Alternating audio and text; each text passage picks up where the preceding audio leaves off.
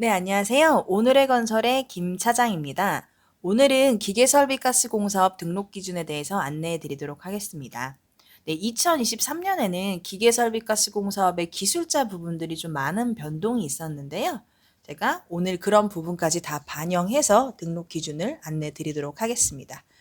자, 기계설비가스공사업은 주력 분야가 두 가지로 나뉘어져 있는데요. 하시려는 업무에 따라서 기계설비공사업과 가스시설시공업 1종으로 나뉘어져 있고요. 면허를 내실 때 선택하실 수 있습니다. 자, 업무 범위에 대해서 안내해 드리면, 자, 기계설비공사는 건축물이나 시설물의 배수나 위생, 난방이나 공기조화기구 또는 기계 관련된 것들을 조립 설치하는 공사를 말합니다. 그래서 기존에 제조업을 하시는 회사에서도 많이 취득하시는 면허이신 거고요. 그다음에 내장형 에어컨 설치를 하는 그런 대리점에서도 많이들 취득하시는 면허이십니다. 그리고 가스시설 공사의 경우 우리가 이름에서 알 수 있듯이 가스를 공급하는 시설의 설치나 변경을 할 수 있는 공사를 의미합니다. 그래서 내가 만약에 도시가스 공급시설도 설치를 하고 싶고 그 밖에 기타 냉난방이나 이런 설비 등도 설치하고 싶다라고 하면 주력 분야를 기계설비공사와 가스시설공사 두 개를 다 선택하실 수 있는 거죠. 그리고 이러한 면허를 취득하기 위해서는 등록 기준을 모두 다 충족을 하셔야 되는데요. 그 등록 기준 중에 첫 번째가 바로 자본금입니다. 자본금은 1억 5천 이상이 필수이시고요. 이 1억 5천은 우리 회사가 현재 법인이던 개인 사업자던 주력 분야를 기계 설비만 선택을 하시던 가스까지 다 선택을 하시던 관계없이 1억 5천은 동일합니다. 그리고 이 자본금은 우리가 납입 자본금과 실질 자본금으로 나뉘어서 제가 설명을 한번 드려볼게요.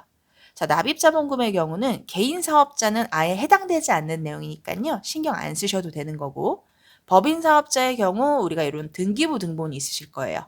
이 등기부 등본에 기재되어 있는 자본금의 액을 말합니다. 이 금액이 무조건 1억 5천 이상이 되셔야 되는 거죠.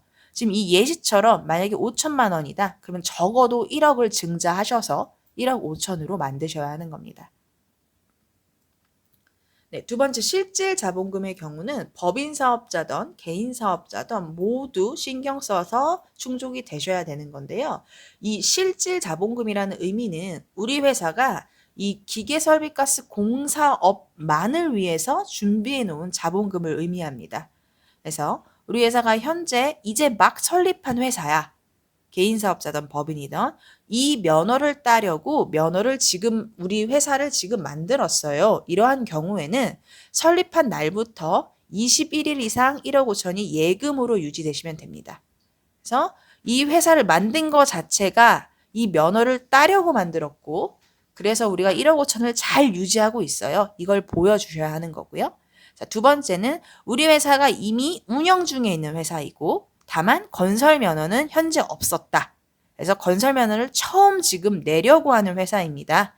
이러한 경우에는 1억 5천이란 예금이 31일 이상 유지가 되셔야 되고요. 현재 회사의 재무제표 또한 함께 검토가 필요합니다. 그리고 마지막 세 번째, 이미 다른 건설 면허를 보유하고 있는 거죠. 예를 들어 저희가 지금 실내건축공사업 면허가 있는데 기계설비를 추가로 내려고 해. 이러한 경우에는 예금으로 유지해야 될 부분이 아닌 재무제표 안에 건설업 자산이 얼마나 있는가를 검토하게 됩니다. 당연히 예금 또한 건설업 자산으로 인정받으실 수는 있고요. 극단적으로 우리가 예금은 5천만 원밖에 없지만 건설업 자산인 공사미수금이 3억이 있고 그다음에 공제조합에도 1억이 있고 이렇다면 이런 것 또한 다 건설업 자산으로 인정받으실 수가 있는 거죠. 그래서 그러한 건설업 자산에서 부채를 뺀 것이 바로 건설업 자본금이 되는 거예요. 자, 그래서 회사 현재 상황에 따라서 실질 자본금에 인정되는 범위와 방식이 다르다. 이렇게 확인하시면 될 것 같고요. 이렇듯 납입 자본금하고 실질 자본금을 분석해서 이 회사는 지금 기계설비가스공사업을 면허를 낼 정도로 자본금이 다 준비되어 있습니다. 라고 하는 보고서가 바로 재무관리 상태 진단 보고서입니다. 그래서 이 보고서까지 발급을 받아서 관청에 제출하셔야 되는 거고요. 그리고 이 보고서는 우리 회사 내부에서 직접 작성을 한다거나 우리 기장을 봐주시는 세무사나 회계사가 작성하는 건 불가능하고요. 외부 전문 업체를 통해서 발급 받으셔야 하고 저희 해솔이 이러한 기업 진단 보고서도 발급해 드리고 있으니까요. 궁금하신 부분이 있으면 여기 이 번호로 연락 주시면 제가 회사의 상황에 맞게 안내를 드리도록 하겠습니다. 네, 두 번째 등록 기준은 바로 공제조합인데요. 공제조합은 건설업체를 대상으로 각종 보증을 들어주는 기관입니다. 건설업이 다소 위험할 수 있는 사업이기 때문에 이러한 사업을 하려면 보증을 받을 수 있는 회사만 이 사업을 해라 라는 거죠. 그래서 이 공제조합에서 보증을 받기 위해서는 일종의 보증금을 먼저 넣으셔야 돼요. 그러니까 현재 2024년 상반기 기준은 5,264만 원을 먼저 예치하시는데요.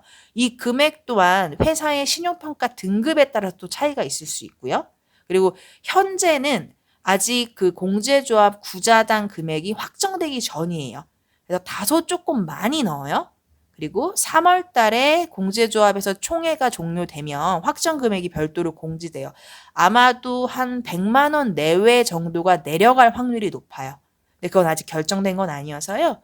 일단은 이 금액을 넣어 놓되 공제조합 총회가 종료돼서 확정 금액이 나오면 남은 차액은 환불을 받으실 수 있습니다. 그리고 주력 분야를 하나 하던 두 개 하던 요거는 관계 없습니다. 뭐 2개 한다고 이거 2배를 내진 않고요. 동일하게 이 금액이라고 보시면 되고 이 공제조합에 들어가 있는 금액은 2년 동안은 출금이 불가능하세요. 보증금으로서 묶어둬야 될 돈인 거고 2년이 지나면 약 60%가량 융자를 받으실 수 있고요. 우리가 이제 아예 이 사업을 안 해 면허를 반납할 경우에는 일반 출금이 당연히 가능하십니다. 그래서 이 공제조합의 신용평가도 받고 각종 서류를 냈고 입금까지 하고 나면 이 보증 가능 금액 확인서라는 걸 받으실 수 있어요. 그래서 이거를 면허 접수할 때 함께 제출을 하셔야 하는 겁니다. 네, 그리고 세 번째 등록 기준으로는 기술자가 있는데요. 자, 기술자의 경우 우리가 주력 분야를 기계설비공사업을 선택할 경우 2명 이상이 필요하시고 가스시설시공업 1종을 선택하실 경우 3명이 필요하세요. 만약 내가 주력 분야 2개 다 하고 싶어. 이 앞에 공제조합과 자본금의 경우는 2개를 선택하던 하나를 선택했던 동일했잖아요. 이 기술자 부분은 달라집니다. 기술자의 경우 주력 분야를 2개 다 선택할 경우에는 기술자가 최소 4명이 있으셔야 돼요. 2명, 3명, 원래 5명이나 1명의 기술자의 경우 가름을 해서 총 4명으로 가능한 거죠. 그래서 이 기술자는 우리 회사에서 상시 근로를 하셔야 되기 때문에 다른 회사에 이중 취업돼 있거나 별도의 사업체가 있으시면 안 됩니다. 자, 그러면 기술자에 대해서 좀 디테일하게 안내를 드릴게요. 자, 기계설비공사업 기술자 2명 이상이라고 했죠. 자, 이 기술자가 어떤 기술자가 있어야 하냐? 기계 분야의 초급 또는 기계설비법 기술자 1명 이상을 포함해서 가와 나에 해당되는 기술자 총 2명. 자, 이게 어떤 의미냐? 자, 지금 빨간색으로 변동된 거 보셨죠? 일단 제가 빨간색으로 칠해놓은 기술자 1명은 반드시 필요해요. 그리고 검정색이든 빨간색이든 관계없이 1명이 더 필요해요. 그러니까 총 2명 있으셔야 되는데 2명 중에 1명은 반드시 빨간색 자격증이어야 한다. 예를 들어 배관 산업기사 2명? 이건 문제 없으세요. 1명 꼈으니까요. 그런데 기계조립 산업기사 2명? 이건 안 되는 거죠. 다 검정색이니까. 배관기능사 1명, 에너지관리 산업기사 1명 가능하신 거고요. 배관기능사 1명, 그리고 기계 분야 초급 수첩 있는 사람 1명 이렇게도 가능하신 거예요. 그래서 반드시 빨간 별색이 있는 기술자 1명을 포함하셔야 된다는 거 그거 꼭 기억해 주시고요. 자, 그러면 가스시설시공업 1종 기술자에 대해서 안내 드릴게요. 자, 기술자가 총 3분이 있으셔야 하고 이 3분이 이 호가 있어요. 1호, 2호, 3호가 있는데요. 각 호별로 1명 이상. 1호에만 3명 안 돼요. 1명, 1명, 1명 이렇게 반드시 있으셔야 돼요. 그래서 1호의 경우는 실무 경력 5년이 있어야 하고 가스 산업기사 이상의 자격증을 소지해야 해요. 이 분이 한 분 있으셔야 되고, 그다음에 2호 토목 수첩이 있거나 또는 용접 산업기사 또는 가스 기능사 이상의 자격증을 소지하신 분이 있으셔야 돼요. 이 세 개의 조건 중에 한 분이시면 되는 거죠. 그다음에 3호. 3호는 용접 기능사나 뭐 특수용접 또는 배관 기능사 이상의 자격증을 가지거나 또는 실무 경력 5년이면서 가스시설 시공관리사 양성교육을 이수한 자. 3호는 가로 해당하던 나로 해당하던 관계는 없으신 거죠. 그래서 각 호별로 한 분 이상의 기술자가 꼭 있으셔야 합니다. 자, 그리고 마지막 등록 기준으로 사무실이랑 장비가 있는데요. 자, 일단 사무실의 경우는 기계 설비를 내시던 가스 일종을 내시던 어쨌든 동일한 상황이에요. 그래서 사무실의 면적에 제한은 없어요. 하지만 사무를 볼 수 있어야 되기 때문에 뭐 컴퓨터, 전화기, 팩스, 책상 이러한 사무 집기들이 잘 갖추어져 있으셔야 하고요. 그리고 우리가 건축물을 봤을 때 건축물의 용도가 근린생활시설 이런 것도 돼요. 사무소 이러한 것들이셔야 되는 거예요. 주택은 일단 안 되고요. 그 외에 지식산업센터나 공장 같은 게 있는데 이거는 우리 지역 관청을 통해서 좀 확인을 해야 돼요. 되는 지역과 그렇지 않은 지역들이 좀 있어요. 왜냐하면 법적 해석의 차이가 좀 다를 수 있고 우리 회사가 현재 어떠한 업을 하고 있냐에 따라 또 달라지기 때문에 요거는 그때그때 지역 관청을 통해서 반드시 확인을 좀 하셔야 합니다. 자, 그리고 장비의 경우는 기계설비 공사업을 주력으로 한다라고 하면 장비는 필요치 않아요. 가스시설 싱호업 일종을 주력으로 선택하시려면 반드시 있으셔야 장비인데요.